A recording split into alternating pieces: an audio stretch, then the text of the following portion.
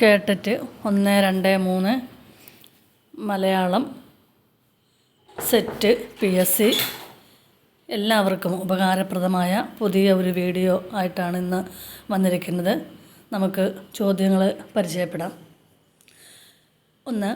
മലയാളത്തിലെ ആദ്യത്തെ ആത്മഗീതം ഏതാണ്? ആത്മകഥ എന്ന് നമ്മൾ കേട്ടിട്ടുണ്ടല്ലേ, പക്ഷേ ആത്മഗീതം എന്ന് നമ്മൾ കേട്ടിട്ടില്ല.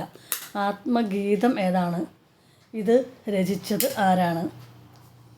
രചിച്ചത് AR രാജരാജവർമ്മയാണ്. ആദ്യത്തെ ആത്മഗീതം എന്ന് പറയുന്നത് മലയവിലാസമാണ്. ഓപ്ഷൻ B ആണ് ആൻസറായിട്ട് വരുന്നത്. 2. അധ്യാപക കഥകൾ എഴുതി ശ്രദ്ധേയനായ മലയാള കഥാകൃത്ത് ആര്? അതെല്ലാവർക്കും അറിയാവുന്നതാണ്. Answer option C Karoor Neelakanta Pillai. 3. ചോദ്യം. തൃക്കോട്ടൂരിൻ്റെ ഇതിഹാസകാരൻ എന്നറിയപ്പെടുന്ന സാഹിത്യകാരൻ ആര്? Option B UA Khader. 4. ചോദ്യം. ഡയാന രാജകുമാരിയെക്കുറിച്ച് വലിയ വിവാദം സൃഷ്ടിച്ച അന്ന പാസ്റ്റർനാക്കും ജെയിംസ് ഹെവിറ്റും ചേർന്ന് രചിച്ച കൃതി ഏതാണ്? ഇത് നെറ്റ് പരീക്ഷയിൽ ഒരു പ്രാവശ്യം ചോദിച്ചിട്ടുള്ളതാണ്. PSC പരീക്ഷയ്ക്കും ചോദിക്കുവാൻ സാധ്യതയുണ്ട്. Answer option D A princess in love. Option D ആണ് ആൻസറായിട്ട് വരുന്നത്. 5. ചോദ്യം. കാക്കേ കാക്കേ കൂടെവിടെ എന്ന് തുടങ്ങുന്ന ബാലസാഹിത്യ കവിത എഴുതിയ മഹാകവി ആര്?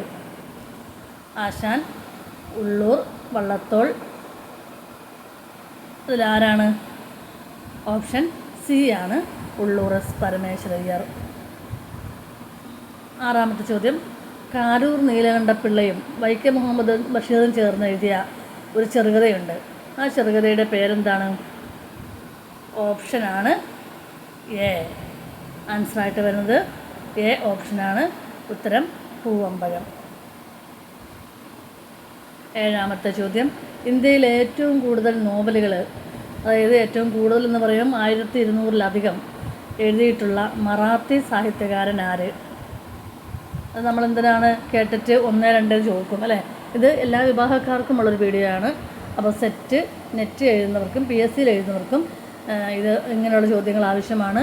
കേട്ടിട്ട് എഴുതുന്ന എല്ലാ അധ്യാപകരും എന്തായാലും PSC എഴുതുന്നവരായിരിക്കും. ആൻസർ ഓപ്ഷൻ C ബാബുറാവ് അർണാൽക്കറാണ് ആ മറാത്തി സാഹിത്യകാരൻ. മറക്കരുത്, ബാബുറാവു അർണാൽക്കർ. 8. ചോദ്യം. ബൃഹത് കഥ എന്ന പൈശാചിക ഭാഷയിലുള്ള മൂലകൃതിയുടെ കർത്താവാര്?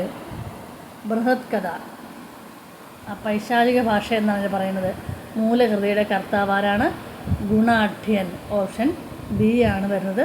ഗുണാഠ്യനാണ് അതിൻ്റെ ആൻസർ. 9. ചോദ്യം. കഥാസരിസാഗരം എന്ന സംസ്കൃത കൃതിയുടെ കർത്താവാര്? സംസ്കൃത കൃതിയാണ്, കൃതിയുടെ പേരാണ് കഥാസരിസാഗരം. എഴുത്തുകാരൻ ഓപ്ഷൻ D ആരാന്ന് നോക്കിയേ? സോമദേവൻ. സോമദേവനാണ് കഥാസരിസാഗരത്തിൻ്റെ കർത്താവ്. 10. ചോദ്യം. ഡോക്ടർ M ലീലാവതി ഏത് സാഹിത്യ പ്രസ്ഥാനത്തിലൂടെയാണ് പ്രസിദ്ധയായത്? അത് എല്ലാവർക്കും തന്നെ അറിയാവുന്നതാണ്. ഓപ്ഷൻ B നിരൂപണ സാഹിത്യവുമായി ഒരുപാട് നിരൂപണ കൃതികളൊക്കെ പഠനങ്ങളുമൊക്കെ ഡോക്ടർ M ലീലാവതി ടീച്ചറുടേതായിട്ടുണ്ട്. പ്രേമസംഗീതം എന്ന കവിത എഴുതിയതാര്? 11. ചോദ്യം. പ്രേമസംഗീതം ആരാണ് എഴുതിയത്? Ulloor S Parameswara Iyer. Option C ആണ് ഉള്ളൂർ S പരമേശ്വരയ്യറാണ് പ്രേമസംഗീതം. കുമാരനാശാൻ്റെ വീണപൂവ് വെളിച്ചം കാണുന്നത് ഏത് പ്രസിദ്ധീകരണം വഴിയായിരുന്നു? അതായത് വീണപൂവ് എന്ന കൃതി ആദ്യം പ്രസിദ്ധീകരിച്ചത് ഏത് മാസികയിലാണ് എന്ന് ചോദിക്കാം. പല രൂപത്തിൽ അത് ചോദിക്കാം. ആൻസർ ഓപ്ഷൻ B ആണ് മിതവാദി എന്ന മാസികയിലാണ് ആദ്യമായി വീണപൂവ് പ്രസിദ്ധീകരിച്ചത്. PK ബാലകൃഷ്ണൻ്റെ ഇനി ഞാൻ ഉറങ്ങട്ടെ എന്ന നോവലിലെ പ്രധാന കഥാപാത്രമാര്? PK ബാലകൃഷ്ണൻ്റെ ഇനി ഞാൻ ഉറങ്ങട്ടെ നോവലിലെ പ്രധാന കഥാപാത്രമാരാണ്? ഓപ്ഷൻ C ആരാന്ന് നോക്കിയേ? കർണൻ. അതാണ് 13ാമത്തെ ചോദ്യത്തിൻ്റെ ഉത്തരം. 14.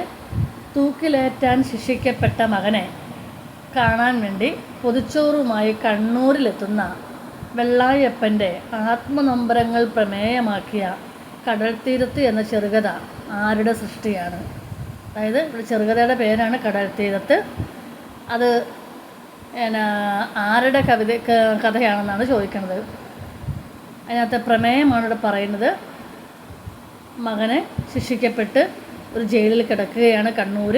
ആ കണ്ണൂരിൽ നിന്ന് തൻ്റെ ഗ്രാമത്തിൽ നിന്നും ട്രെയിനിൽ കയറി പോകുന്ന വെള്ളായ്യപ്പൻ എന്ന അച്ഛൻ്റെ കഥ പറയുന്ന ആ കൃതിയുടെ പേരാണ് ഓപ്ഷൻ ബി. ആരാന്ന് നോക്കിയാൽ O V Vijayan. O V വിജയനാണ് കടൽ തീരത്ത് എന്ന കഥയുടെ കർത്താവ്. രമണനും മലയാള കവിതയും എന്ന പുസ്തകം രചിച്ചതാര്? ഇത് പ്രധാനപ്പെട്ട ഒരു ചോദ്യമാണ് കേട്ടോ.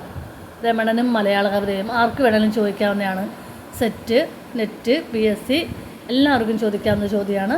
രമണനും മലയാള കവിതയും എന്ന പുസ്തകം രചിച്ചത് ഓപ്ഷൻ സി, സുകുമാർ അഴീക്കോട്.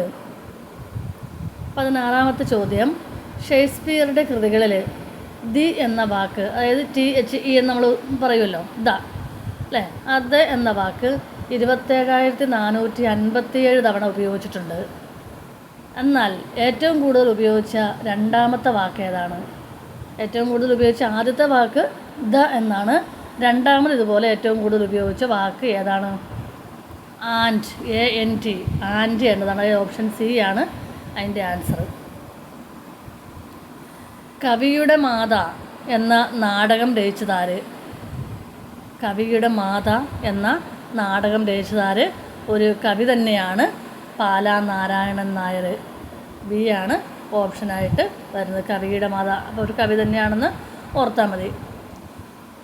മുങ്ങിച്ചാകുന്നോർക്ക് പൊങ്ങുതടി കിടക്കുന്നു, തള്ളിക്കയറാൻ ആളൊരു 900 എത്തുന്നു. ഇത് ഏത് നാടകത്തിലെ ഗാനമാണ്? ഗാനം ഒന്നുകൂടെ നിങ്ങൾ തന്നെ ചൊല്ലി നോക്കണം. അത് സെറ്റ്സ്വാനിലെ നല്ല സ്ത്രീ എന്ന നാടകത്തിലെ ഗാനമാണ്. ആൻസർ ഓപ്ഷൻ സി ആണ്. ദേവശിലകൾ എന്ന നാടകം രചിച്ചതാര്? നാടകത്തിൻ്റെ പേരാണ് ദേവശിലകൾ. അത് രചിച്ചത് ഓപ്ഷൻ സി, KS ശ്രീനാഥ് ആണ് ദേവശിലകൾ എന്ന നാടകം രചിച്ചത്. MRB അല്ലെങ്കിൽ MR ഭട്ടതിരിപ്പാട് രചിച്ച നാടകം ഏതാണ്? VT ഭട്ടതിരിപ്പാടിൻ്റെ നാടകം നമുക്കറിയാം അല്ലേ, അടുക്കളയിൽ നിന്ന് അരങ്ങത്തേക്ക്. K ദാമോദരൻ്റെ നാടകം നമുക്കറിയാം, ഏതാണ്? പാട്ടബാക്കി. ഇവിടെ MRBയുടെ നാടകം ചോദിച്ചേക്കണം. MRBയുടെ നാടകം ഏതാണ്? മറക്കുടക്കുള്ളിലെ മഹാനരകം. ഓപ്ഷൻ സി ആണ്. അടുത്ത ക്വസ്റ്റ്യൻ, കവിതാ കമ്പത്തെ പരിഹസിക്കുവാൻ വേണ്ടി EV കൃഷ്ണപിള്ള രചിച്ച നാടകം ഏതാണ്? ഒരു ഹാസ്യ സാഹിത്യകാരനും കൂടിയാണ് EV കൃഷ്ണപിള്ള. അദ്ദേഹം കവികൾക്കെല്ലാം ഉണ്ടായിരുന്ന കവിതാ കമ്പം, കവിതയോട് ഭയങ്കരമായ കമ്പം, എപ്പോഴും വെറുതെ എന്തെങ്കിലും ഒരു വിഷയം കിട്ടിയാൽ ഉടനെ കവിത രചിച്ചേക്കുവാണ്. അപ്പം അങ്ങനെ കവിതയ്ക്ക് വേണ്ടി ഒരു കവിത രചിക്കണ പോലെയാണ്. അങ്ങനെ കവികളുടെ എല്ലാം കവിതാ കമ്പത്തെ പരിഹസിച്ചുകൊണ്ട് EV കൃഷ്ണപിള്ള ഒരു നാടകം രചിച്ചു. നാടകം ഏതാണ്? ഓപ്ഷൻ എ എന്താണെന്ന് നോക്കിയേ, കവിതാ കേസ്. ഇതാണ് ആൻസർ, കവിതാ കേസ്. കവി മൃഗാവലി എന്ന കൃതി രചിച്ചതാര്? കവി മൃഗാവലി എന്ന കൃതി, ആ പേര് കേൾക്കുമ്പം തന്നെ അതിൻ്റെ ആശയം നിങ്ങൾക്ക് മനസ്സിലായോ ഇല്ലയോ എന്നുള്ളത് ഞാൻ പറയാം. ഇപ്പോൾ ഇവിടെ കവി മൃഗാവലി എന്ന കൃതി ആരാണ് രചിച്ചത്? ഓപ്ഷൻ സി ആരാണ്? ഒടുവിൽ കുഞ്ഞികൃഷ്ണമേനോൻ.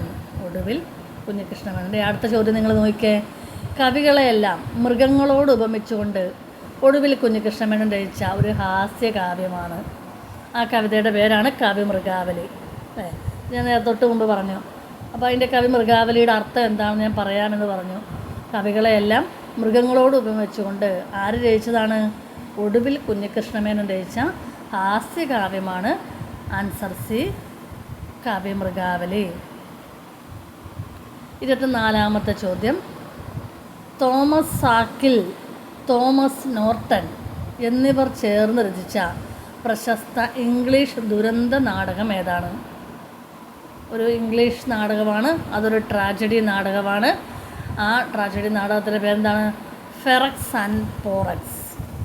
നമ്മൾ സാഹിത്യവുമായി ബന്ധപ്പെട്ട് പഠിക്കുമ്പോൾ അഗാധമായി കടന്നു ചെല്ലുന്നതാണ്. നെറ്റ് പരീക്ഷയ്ക്കൊക്കെ അത് ചോദിക്കാം. Ferex and പോറക്സ്. ഓപ്ഷൻ സി ആണ് ഉത്തരമായി വരുന്നത്.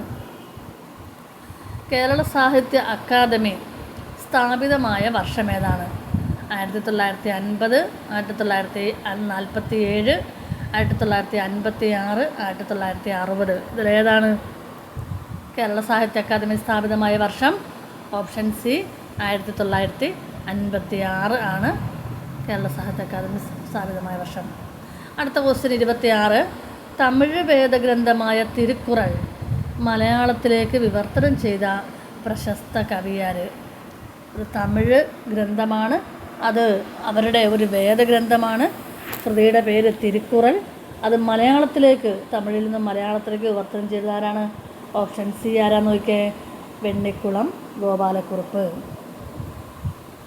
അടുത്ത ചോദ്യം, സംഘകാലത്ത് ജീവിച്ചിരുന്ന പ്രശസ്തയായ തമിഴ് കവയിത്രി ആര്?